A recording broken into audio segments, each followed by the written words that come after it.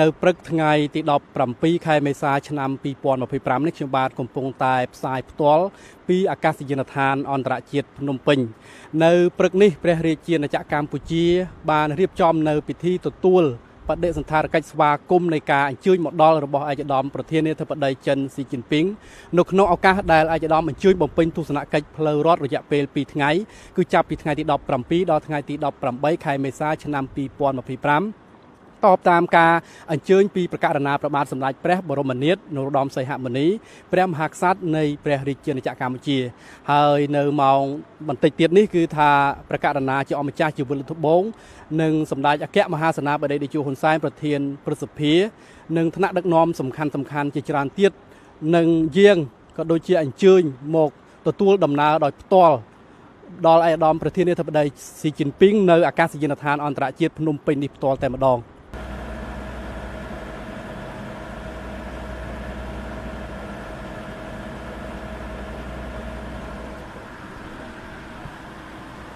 សម្ដេចឯកឧត្តមលោកជំទាវលោកស្រីនៅកញ្ញាជាទីគោរពនៅពេលនេះវត្តមានរបស់ឯកឧត្តមប្រធានាធិបតីចិនស៊ីជីនពីងមានវត្តមានចុះពី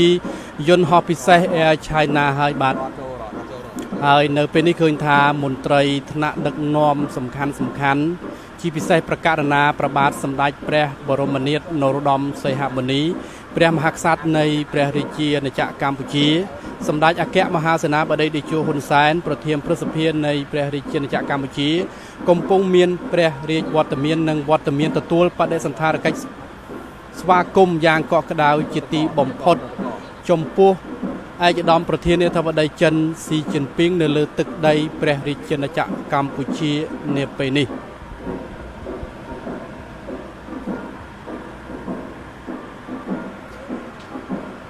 បាទនៅពេលនេះព្រះអង្គកំពុងតែស្វាគមន៍យ៉ាងកក់ក្ដៅជាទីបំផុតចំពោះវត្តមាននៃឯកឧត្តមប្រធានាធិបតីចិនស៊ីជីនពីងមកដល់ព្រះរាជាណាចក្រកម្ពុជាបាទស្របពេលដែលថ្ងៃនេះព្រះរាជាណាចក្រកម្ពុជាទើបតែបញ្ចប់នៃពិធីបុណ្យចូលឆ្នាំប្រពៃណីជាតិខ្មែរហើយការអញ្ជើញមកដល់របស់ឯកឧត្តមប្រធានាធិបតីចិនស៊ីជីនពីងនៅថ្ងៃនេះគឺជាអំណរសាទរនៅក្នុងឆ្នាំថ្មីឆ្នាំម្សាញ់សពស័កពុទ្ធសករាជ2569ផងដែរវត្តមាននៃការទទួលស្វាគមន៍ពីសម្ដេចអគ្គមហាសេនាបតីតេជោហ៊ុនសែនប្រធានព្រឹទ្ធសភានៃព្រះរាជាណាចក្រកម្ពុជាក៏កំពុងមានវត្តមាននៅទីនេះផ្ទាល់តែម្ដងដើម្បីស្វាគមន៍បាទពិធីបដិសណ្ឋារកិច្ចស្វាគមន៍នឹងត្រូវចាប់ផ្ដើមនៅពេលនេះសូមអញ្ជើញសម្ដេចអារម្មណ៍លោកជំទាវតាមដានទេសនាពិធីបដិសណ្ឋារកិច្ចដូចតទៅ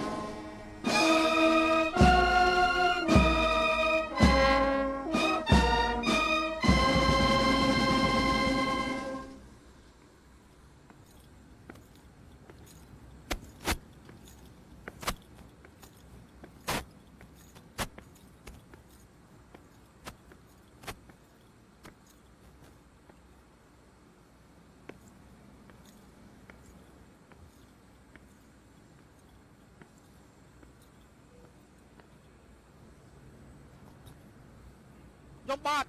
រៈសនីត្រីក៏ជាតិមេបញ្ជាការកងកិត្តិយសនៃកងយុទ្ធពលខេមរៈភូមិន្ទសូមរាយការណ៍ជូនឯកឧត្តមស៊ីជីនពីងប្រធានាធិបតីនៃសាធារណរដ្ឋប្រជាមានិតចិនកងកិត្តិយសសូមស្វាគមន៍យ៉ាងកក់ក្ដៅចំពោះឯកឧត្តមដែលបានអញ្ជើញមកបំពេញទស្សនកិច្ចជាផ្លូវរដ្ឋនៅព្រះរាជាណាចក្រកម្ពុជានៅពេលនេះបានប្រកបមកដោយសុវត្ថិភាពសូមគោរពអញ្ជើញឯកឧត្តមត្រួតពិល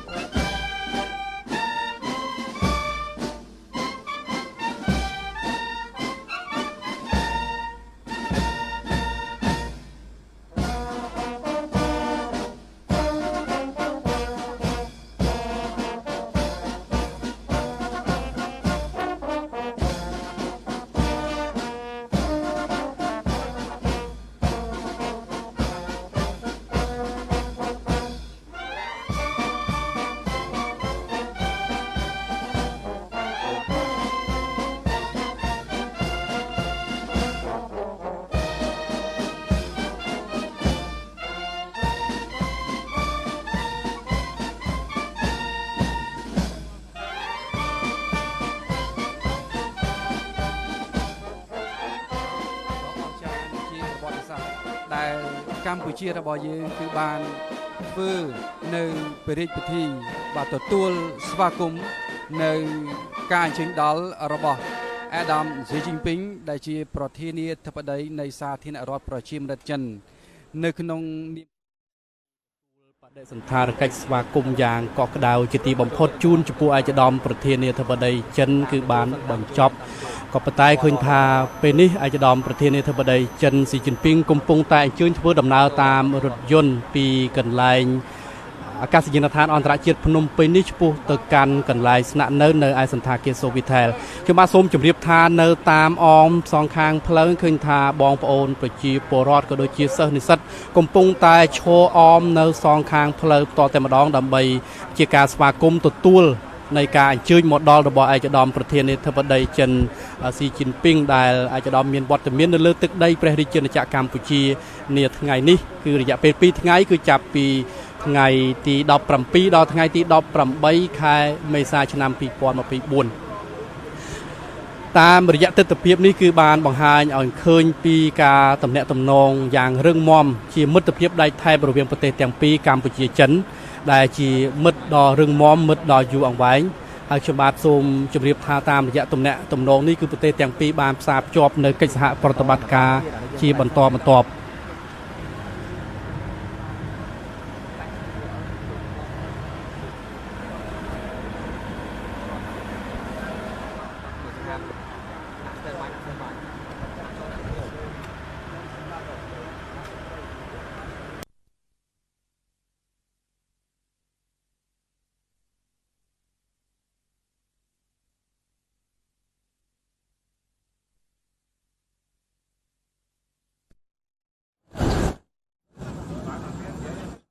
វត្តទឹកដីហ៊ុនម៉ាណែតនាយករដ្ឋមន្ត្រីនៃព្រះរាជាណាចក្រកម្ពុជាស្ដីពីការពង្រឹងពង្រីកទំនាក់ទំនងទ្វេភាគីនិងផ្លាស់ប្ដូរយោបល់អំពីបញ្ហាតំបន់និងអន្តរជាតិដែលមានការចាប់អារម្មណ៍ដូចគ្នាដំណើរទស្សនកិច្ចរបស់អាដាមប្រធានាធិបតីនៃសាធារណរដ្ឋប្រជាមានិតចិននឹងធ្វើឲ្យកាន់តែរឹងមាំថែមទៀតនៅចំណងមិត្តភាពជាប្រពៃណីដែលត្រូវបានកសាងឡើងដោយថ្នាក់ដឹកនាំជាបន្តបន្ទាប់នៃប្រទេសទាំងពីរទស្សនកិច្ចនេះក៏នឹងបង្កើនសារៈសំខាន់បន្ថែមទៀតដល់ចំណងមិត្តភាពដៃថែបនិងភាពជាដៃគូយុទ្ធសាស្ត្រគ្រប់ជ្រុងជ្រោយរវាងប្រជាជាតិទាំងពីរក្នុងនោះក៏នឹងមានឯកសារជាច្រើនដែលនឹងត្រូវចុះហត្ថលេខានៅក្នុងដំណើរទស្សនកិច្ចនេះផងដែរបាទដូច្នេះចឹងនៅក្នុងថ្ងៃនេះលទ្ធផល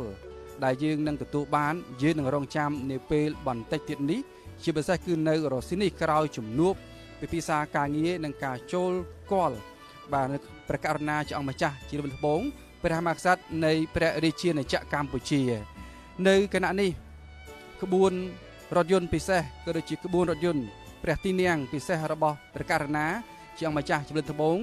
និងសម្ដេចអគ្គមហាសេនាបតីតេជោហ៊ុនសែនប្រធានព្រឹទ្ធសភានិងជាប្រធានក្រុមឧត្តមប្រឹក្សាផ្ទាល់ព្រះមហាក្សត្របានធ្វើដំណើរចាក់ចេញពីអាកាសយានដ្ឋានអន្តរជាតិភ្នំពេញហើយឆ្ពោះទៅកាន់កន្លែងស្នាក់នៅរបស់ឯកឧត្តមផ្ទាល់គឺនៅសន្តាគារ Sofitel ហើយខ្ញុំបាទសូមជម្រាបថានៅតាមសងខាងផ្លូវពីអាកាសយានដ្ឋានអន្តរជាតិភ្នំពេញរហូតទៅដល់កន្លែងស្នាក់នៅតែម្ដងគឺថាបងប្អូនប្រជាពលរដ្ឋគឺឈរនៅសងខាងផ្លូវតែម្ដងដើម្បីទទួលស្វាគមន៍វត្តមានរបស់ឯកឧត្តមប្រធានាធិបតីចិនស៊ីជីនពីងដែលមានអ្នកចូលរួមប្រមាណជា 30,000 នាក់ឯណោះ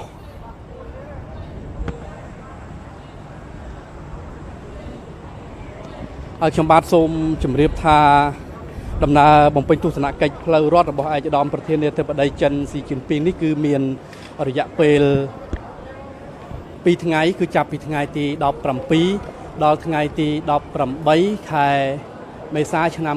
2025បាទតបតាមការអញ្ជើញពីព្រះករុណាព្រះបាទសម្ដេចព្រះបរមនាថនរោត្តមសីហមុនីព្រះមហាក្សត្រនៃព្រះរាជាណាចក្រកម្ពុជាហើយនៅក្នុងដំណើរអញ្ជើញបំពេញទស្សនកិច្ចផ្លូវរដ្ឋរយៈពេល2ថ្ងៃនេះឯកឧត្តមគឺនឹងចូលគាល់ព្រះករុណាព្រះបាទសម្ដេចព្រះបរមនាថនរោត្តមសីហមុនីព្រះមហាក្សត្រនៃព្រះរាជាណាចក្រកម្ពុជានៅព្រះបរមរាជវាំងហើយបន្ទាប់មកទៀតឯកឧត្តមនឹងអញ្ជើញជួបពិភាក្សាការងារជាមួយនឹងសម្ដេចអគ្គមហាសេនាបតីតេជោហ៊ុនសែនប្រធានព្រឹទ្ធសភានៃព្រះរាជាណាចក្រកម្ពុជាហើយបន្ទាប់មក ឯកឧត្តមមិននឹងមានការជួបពិភាក្សាការងារជាមួយនឹងសម្ដេចមហាបវរធិបតីហ៊ុនម៉ាណែតនាយករដ្ឋមន្ត្រីនៃព្រះរាជាណាចក្រកម្ពុជាតាក់ទងទៅនឹងការពង្រឹងពង្រីកកិច្ចសហប្រតិបត្តិការរវាងប្រទេសទាំងពីរទៅលើវិស័យសំខាន់ហើយដោយដែលសម្ដេចរំលោះជំទាវបានជ្រាបហើយគឺ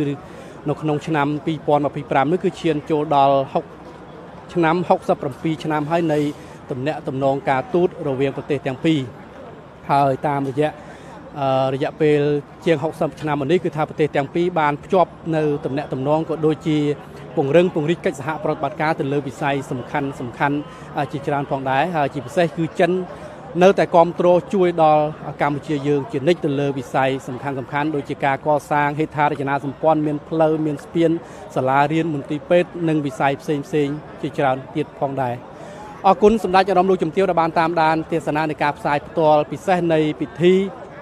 បដិសណ្ឋារកិច្ចស្វាគមន៍ចំពោះវត្តមានឯកឧត្តមប្រធានាធិបតីចិនស៊ីជីនពីងនៅអាកាសយានដ្ឋានអន្តរជាតិភ្នំពេញ